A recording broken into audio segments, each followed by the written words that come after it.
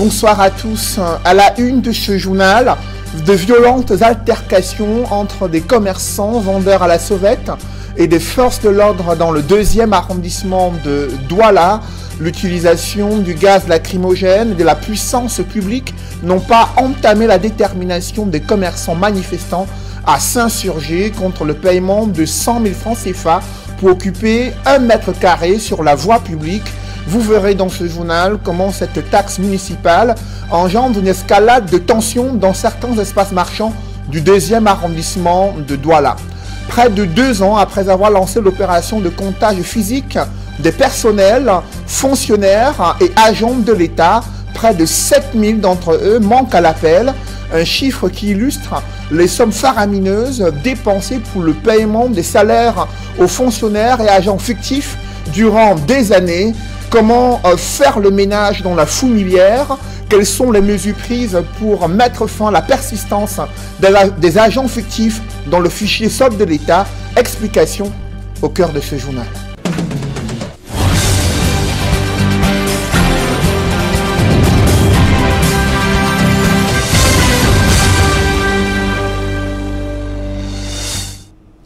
Merci de suivre cette édition complète de l'information sur Equinox Télévision. Nous vous l'annoncions hier soir, ce drame survenu à la falaise de Tchang. Au moins 5 personnes ont été tuées dans un accident de la circulation. Les familles endeuillées sont effondrées après cette triste nouvelle. Un drame survenu là où, il y a quelques mois, un autre accident tragique s'était produit. Le récit des faits avec Vivien Tonfac. Des cadavres couverts de pagnes allongés sur la chaussée. Nous sommes à la falaise de Tchang, où ce minibus de transport en commun a brusquement achevé sa course. Entre 19h30 et 20h, mardi 25 mai 2021, exactement au même endroit où périssaient 55 personnes le 27 janvier dernier. À l'origine de cet autre accident mortel de la circulation, des défaillances du système de freinage du minibus. Selon nos sources, après avoir ressenti un dysfonctionnement, le conducteur dit à ses passagers de descendre pour achever la falaise à pied. Peu après, il leur demande de monter parce que le problème est résolu. Seule une partie de passagers accepte de revenir à bord. À peine le minibus est démarré, qu'il amorce une course folle.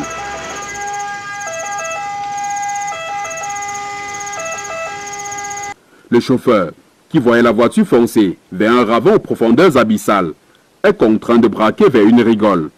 La voiture s'immobilise une centaine de mètres plus loin, mais des passagers qui étaient à bord, 5 vont mourir sur place. Une dizaine de blessés dont des cas graves seront enregistrés et transportés d'urgence à l'hôpital de district de Tchang. Un malheur ne venant jamais seul. Au moment de conduire les cadavres vers la morgue, l'ambulance de la commune de Tchang va elle aussi tomber en panne.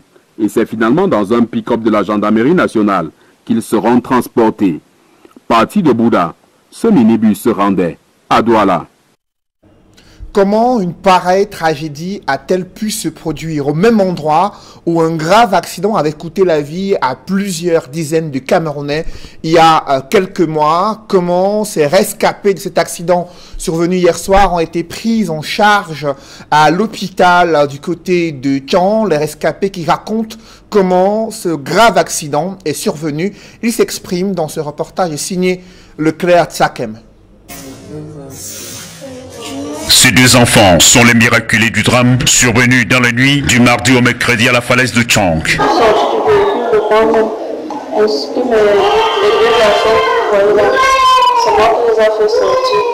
Ce bus de transport en commun, immatriculé CH 003677, impliqué dans ce nouveau drame routier, a embarqué dans la ville de Bouddha en partance pour Douala. Il présentera d'abord quelques signes de défaillance une fois la falaise de Tchang entamée. Il y a certains gars à route qui criaient qu'il y a le feu, on a garé. Vous savez, comme il y avait le feu sur la route, le chauffeur et le motoboy, ils ont essayé de changer la route. Ils ont changé la route, on a attendu un peu un moment.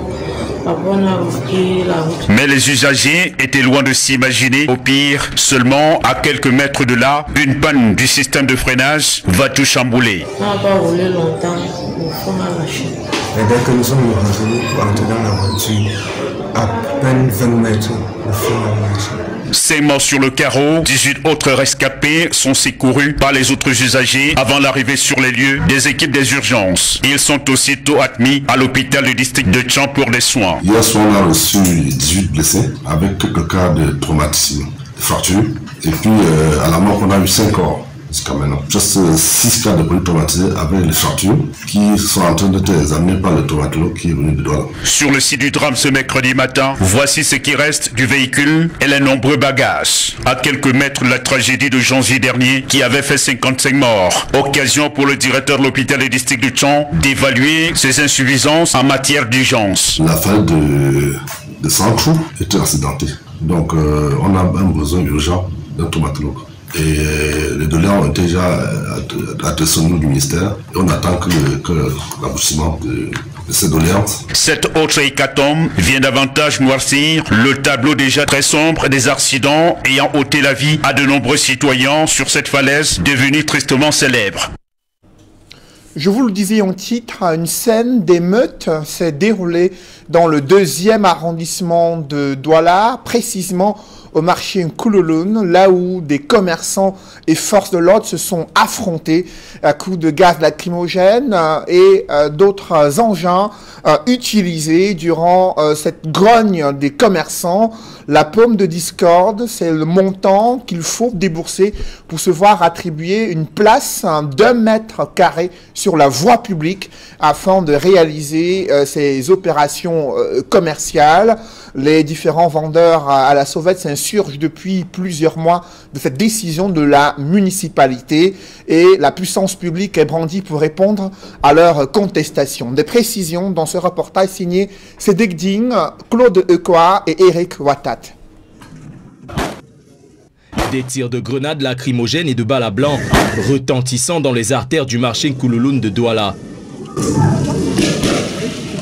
L'espace d'une matinée, l'un des hauts lieux de commerce de la ville est devenu le théâtre d'affrontements entre forces de l'ordre et commerçants en colère, se transformant littéralement en zone de guerre.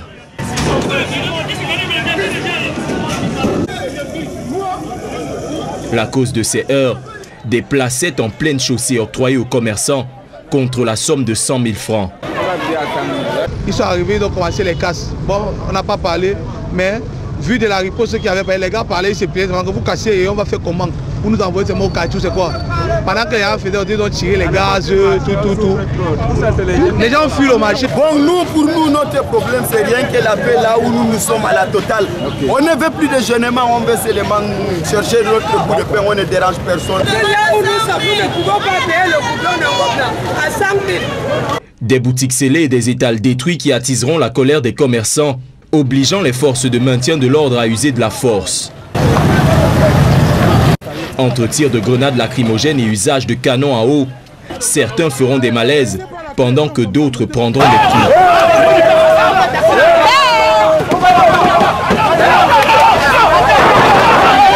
Nous étions dans la maison ensemble, dans la boutique. Et comme là dehors, j'ai commencé à les réanimer, appeler les hommes fatigués. Ils sont venus cette nuit là. C'est ma voisine qui vient me tirer la main dans la maison. Si certains décident de s'enfuir, d'autres par contre tiennent tête aux éléments de la police, comme ici non loin de la prison centrale, scandant des chants.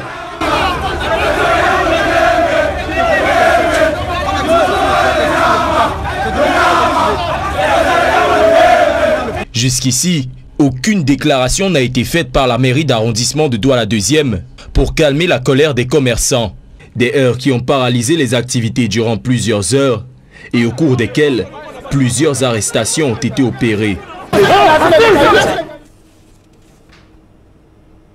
Un chiffre inquiétant dans ce journal, près de 7000 fonctionnaires manquent à l'appel après une opération de comptage physique des personnels fonctionnaires et agents de l'État. Ce chiffre vient d'être rendu public par le ministre de la fonction publique. Un chiffre, 7000 fonctionnaires fictifs, qui illustre les différentes dépenses effectuées par l'État pour payer des salaires à des fonctionnaires presque inexistants.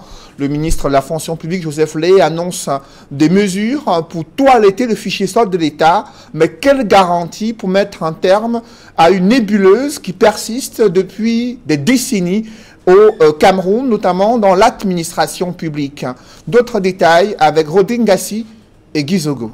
Alors qu'il vient de rendre publique une décision de licenciement de 493 fonctionnaires et agents de l'État relevant du Code du travail, le ministre de la fonction publique s'est exprimé devant la presse à Yaoundé, explicitant davantage les suites de l'opération de comptage physique du personnel de l'État coupé. Le ministre de la fonction publique a annoncé qu'il est désormais question de faire le ménage. Des équipes mixtes, MINFOPRA, MINFI, vont être régulièrement déployées auprès des responsables des ressources humaines des différents départements ministériels. La mission de ces équipes consiste à vérifier et à s'assurer de l'effectivité au poste des agents publics. Nous n'avons plus de choix que de radier des effectifs de notre administration ces agents publics fautifs ou fictifs qui émargent impunément au budget de l'État. Revenant sur les opérations menées, le ministre de la fonction publique a indiqué le nombre d'agents publics concernés par cette action. Les procédures ont porté sur le traitement de 8 766 dossiers. Nous avons lancé la phase disciplinaire et contentieuse de l'opération de traitement des dossiers. D'après les précisions de Joseph Lay, nombre de fonctionnaires ont répondu aux abonnés absents. 7 622 mises en cause n'ont jamais réagi jusqu'à ce jour. Quelques-uns nous ont tout de même fait savoir qu'ils travaillent désormais à leur propre compte. S'il est un point positif sur lequel s'est apaisanti le ministre de la fonction publique, ce sont les économies que l'État du Cameroun a pu réaliser. Cette opération a permis à l'État du Cameroun de faire une économie de près de 30 milliards de francs CFA. L'opération de comptage physique du personnel de l'État s'est déroulée d'avril à juin 2018 pour le recensement et de septembre à janvier 2019 pour la phase précontentieuse. Les fonctionnaires licenciés disposent encore de voies de recours pour plaider leur cause. Elle vient d'être rendue publique, l'ordonnance modifiant et complétant les dispositions de l'article 49e de la loi des finances pour l'année 2021. Cette nouvelle disposition porte sur l'équilibre budgétaire et financier. Selon cette ordonnance signée du président de la République du Cameroun, le gouvernement est autorisé à négocier et conclure de nouveaux emprunts concessionnels et non concessionnels des montants globaux respectifs de 350 milliards de francs CFA et 750 milliards de francs CFA. Cette loi rectificative habilite le gouvernement à recourir à des émissions sur le marché international pour un montant de 450 milliards de francs CFA dans la limite du plafond des emprunts non concessionnels autorisés en vue du rachat partiel ou total de l'eurobond en cours. Note cette ordonnance signée du président de la République du Cameroun. Parlons à présent du quotidien difficile des déplacés anglophones dans la région de l'Ouest. Ces populations qui ont fui le théâtre de la guerre dans le nord-ouest et le sud-ouest éprouvent toujours des difficultés à pouvoir subvenir à leurs besoins de base dans cette partie du Cameroun. Les enfants et les femmes sont les plus vulnérables. La société civile attire l'attention du gouvernement sur la violation des droits de ces enfants et de ces femmes victimes de cette guerre fratricide dans le nord-ouest et le sud-ouest. Évocation avec le Leclerc Sakem. Il se compte aujourd'hui à milliers ces Camerounais qui ont déserté les régions du nord-ouest et du sud-ouest en proie à une crise sécuritaire pour trouver refuge sur d'autres cieux un peu plus paisibles, laissant tout derrière eux, maisons, travail et autres richesses. Dans les villes d'accueil, les difficultés auxquelles sont confrontés ces déplacés internes sont légion et liées aux soins de santé, de la scolarité et le chômage. Il y a plusieurs difficultés que les déplacés internes concours. Le problème de logement, c'est le premier problème parce que quand ils sont quittés leur région d'origine, ils se trouvent là où ils n'ont pas les maisons, ils n'ont pas la terre là où ils peuvent cultiver. Et puis le problème de scolarisation parce qu'ils ont les enfants qui devaient aller à l'école, mais ils n'ont pas les moyens pour envoyer les enfants à l'école, pour payer les scolarités. Donc tous ces problèmes-là, il y a aussi les problèmes de santé. Parce que quand quelqu'un tombe malade, il n'arrive pas à se soigner à l'hôpital parce qu'il n'a même pas les moyens. Ils n'ont pas là où aller comme le champ, pour faire le champ, il n'y a pas. Au sein de la grande majorité de cette couche vulnérable que l'on rencontre dans les villes et villages de la région de l'Ouest, l'intégration effective est loin d'être une réalité. L'accès aux terres pour assurer le logement et effectuer des travaux champêtres constitue un des principaux freins. Constat fait dans les communes de Bafoussam 1er, 2e et 3e. Nous avons pensé qu'il était temps de former des animateurs endogènes qu'on va mettre en mission sur le terrain pour la sensibilisation de ces déplacés internes, qui, il faut le rappeler, sont très fort ignorants de leurs droits sur les questions foncières. Déjà analphabètes et aussi ils ne maîtrisent même pas leurs droits. Donc il faut déjà les sensibiliser sur les questions foncières et leur dire ce à quoi ils ont droit, comment ils peuvent revendiquer les 10 droits, comment ils peuvent en cas de conflit se défendre par rapport aux voies de recours qu'ils peuvent exercer dans le cas des litiges. La loi est vraiment désuète. Le combat c'est que cette loi soit réformée. Ça fait depuis 10 ans que le chef de l'État a parlé de cette réformation. Nous sommes tous en attente et la multitude de ces projets c'est pour en arriver là à la réforme de la législation foncière. Afin de pallier à ces difficultés, l'ONG Avocats sans frontières humanitaires du Cameroun vient d'initier une énième rencontre dans la ville de Bafoussam dans le but de doter les animateurs endogènes du projet DIPA des outils juridiques dans le processus d'acquisition des terres et en cas de litige. Maîtriser les instruments juridiques de protection parce qu'il y en a tant nationaux qu'internationaux. Nous voudrons encore sortir de cette AT qui maîtrise cela afin de pouvoir maintenant, en 2 mois de campagne de sensibilisation, toucher le maximum de déplacés internes, voire même les autochtones, pourquoi pas, parce que en fait de législation, la loi est pour tous. Notre objectif c'est de toucher 3000. Or vous avez suivi avec moi lorsque le premier intervenant il a exposé, lui qui est déjà déplacé interne enseignant de son état, il a dit qu'il y a un seul quartier qui peut contenir 3000. Ça veut dire qu'en l'État, on ne peut pas se prononcer sur l'effectif réel des déplacés internes. La région de l'Ouest, du fait de sa proximité géographique avec les régions en crise, est incontestablement celle qui abrite le plus grand nombre de déplacés internes de la crise anglophone, même s'il reste difficile de se prononcer sur les chiffres avec exactitude. L'inaccès à l'assurance pour le plus grand nombre des Camerounais est un sérieux problème qui se pose au Cameroun. La digitalisation des services peut-elle contribuer à une plus grande expansion de l'e-assurance?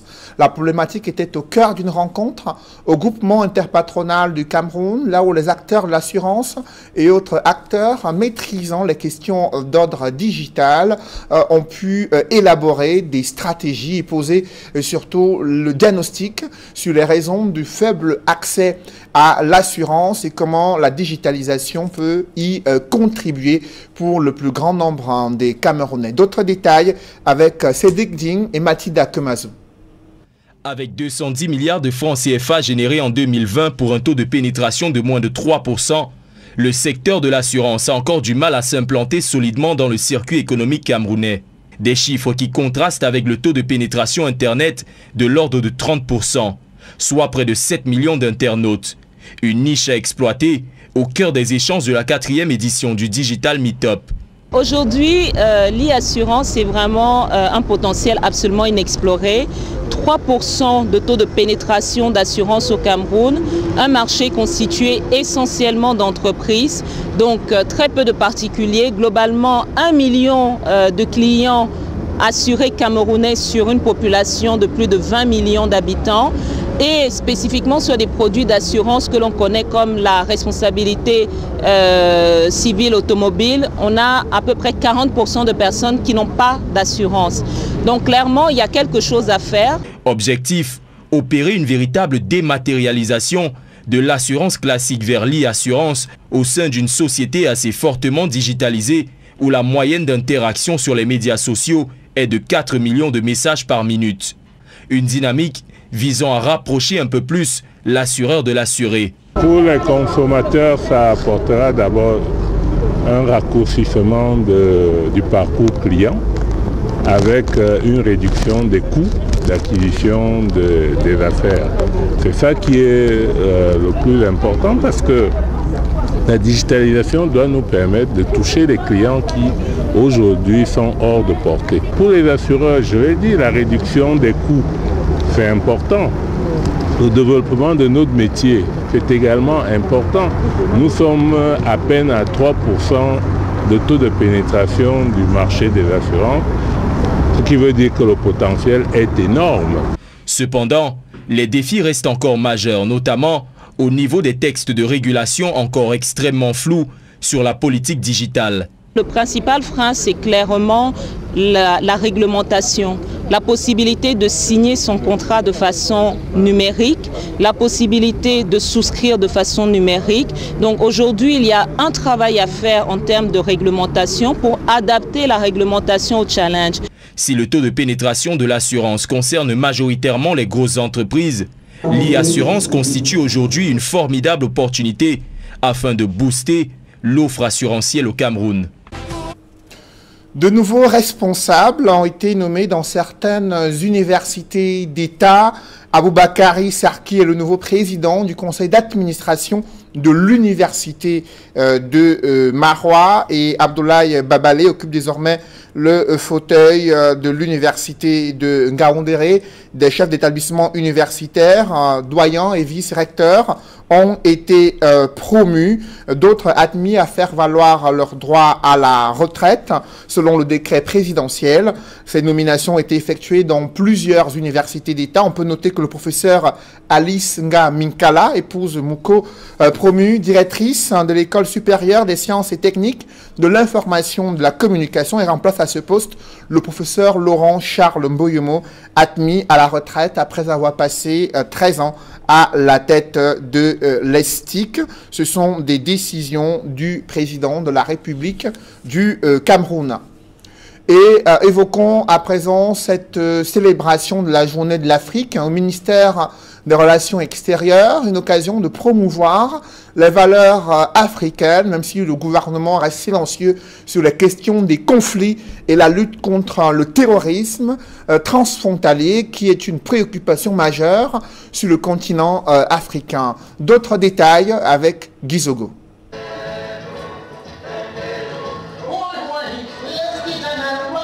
La journée de l'Afrique 2021 a pris un accent culturel de par son thème « Art, culture et patrimoine, levier pour construire l'Afrique que nous voulons ».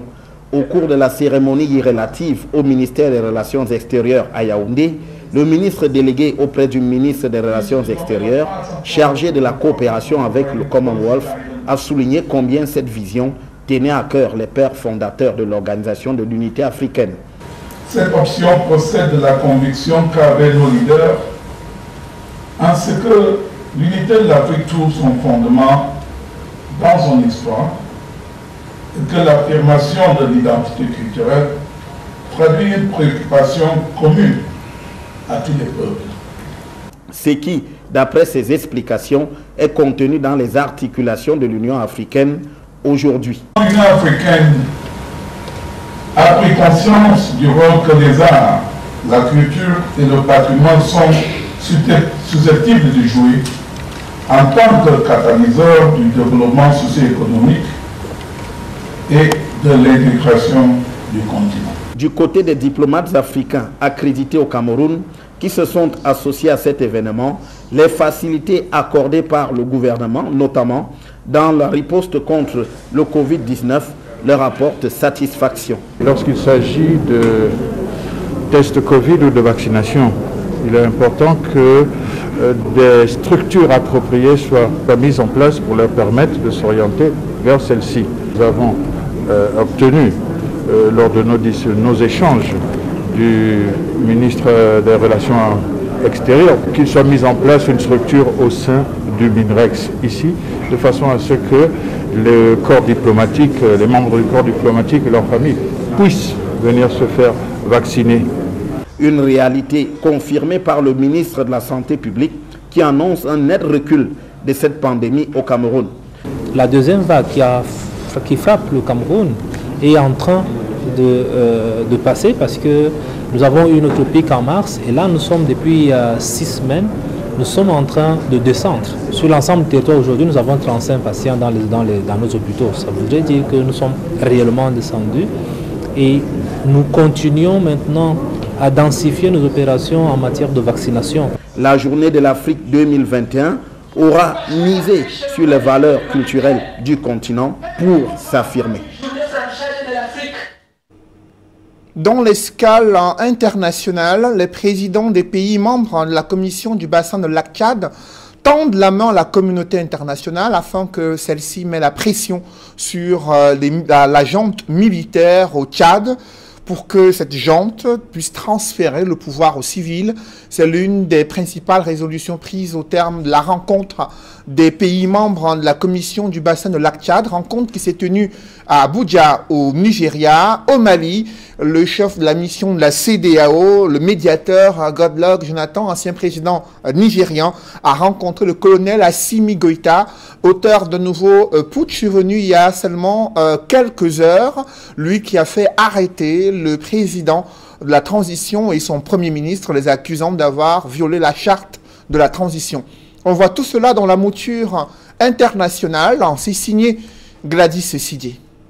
Parmi les résolutions prises à l'issue du sommet extraordinaire d'Abuja au Nigeria, le président en exercice de la commission du bassin du lac Tchad, Muhammadu Buhari, a insisté sur l'urgence d'accompagner la transition en cours au Tchad pour l'équilibre de la région du lac Tchad, mais aussi du Sahel. Il a aussi rappelé que le soutien au Conseil militaire de transition ne doit pas excéder les 18 mois prévus de durée de vie de cet organe, puisque la constitution tchadienne doit être respectée comme garante du contrat social du pays. Les principaux acteurs se sont par ailleurs penchés sur les conséquences sur la paix, la sécurité et le développement du Tchad en particulier et dans la région du lac Tchad et au Sahel en général. Pendant ce temps, au Mali, le médiateur de la CEDEAO, Goodluck Jonathan, est arrivé dans le pays mardi pour tenter de débloquer la crise provoquée par le nouveau coup de force des putschistes du mois d'août 2020. Désormais, la diplomatie est à l'œuvre pour tenter d'endiguer cette nouvelle crise au Mali. Le Conseil de sécurité de l'ONU doit se réunir à la demande du Niger et de la France. Il faut tout remettre à plat car il y a 9 mois, la CEDEAO avait pesé de tout son poids pour fixer une transition la plus courte possible et un transfert rapide des pouvoirs aux civils. Goodluck Jonathan et sa délégation, dans un premier temps, ont rencontré le vice-président de la transition, le colonel Assimi Goïta. Il a égrené un chapelet d'accusations contre le président de la transition et le premier ministre. Il leur reproche de ne pas avoir été consultés avant le remaniement ministériel, ce qui pour lui constitue une violation de la charte de transition. Il a également abordé la question de la crise sociale qui toujours selon lui ne trouve pas de solution. La prochaine étape pour la CEDEAO sera de rencontrer le président de la transition au Mali, Badao, et son premier ministre, Moktar Ouane, qui sont entre les mains des militaires depuis lundi soir. Goodluck Jonathan va également s'entretenir avec la société civile ainsi que les responsables des partis politiques. Mesdames, Messieurs, c'est la fin de ce journal. Merci de l'avoir suivi. Juste après cette édition de 20h, retrouvez Serge Alain Autou et ses invités pour le débrief du journal sur le plateau d'Equinox Soir. Serge Alain. Douala 2e, 1 mètre carré de chaussée à 100 000 francs. Et les commerçants n'en veulent pas, surtout les vendeurs à la sauvette. Ils disent n'avoir pas assez de moyens pour payer un montant aussi important. Et depuis plusieurs semaines, c'est la tension qui monte entre la municipalité et ces vendeurs à la sauvette. Les poulets départagés, c'est la puissance publique des forces de l'ordre qui a été mobilisée. Vous avez vu ces images, comment des canons à eau, des gaz lacrymogènes ont été déployés pour calmer ces commerçants en colère qui chantaient qu'ils veulent simplement chercher leur pain quotidien pour nourrir leur famille et que de telles taxes seraient plus importantes. Il faut préciser que les taxes visent à occuper un espace sur la voie publique, situation pratiquement incompréhensible pour les populations de Douala qui ont déjà du mal à circuler dans certaines artères du 2e arrondissement de Douala dont les emprises de la route sont toujours occupées par des commerçants. C'est Jalan. 7000 fonctionnaires fictifs sur le fichier solde de l'État.